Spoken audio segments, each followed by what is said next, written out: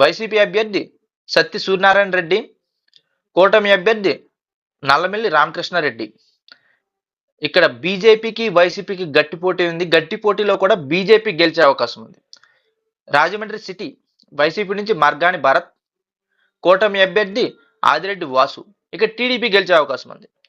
Gopalapuram YCP నుంచి తానేటి వనిత, కూటమి అభ్యర్థి మద్దిపాటి వెంకటరాజు. ఇక టీడీపీ గెలిచే అవకాశం ఉంది.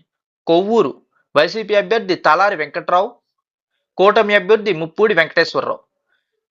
ఇక్కడ గట్టి పోటీ ఉంది. గట్టి పోటీలో కూడా వైసీపీ గెలిచే అవకాశం ఉంది.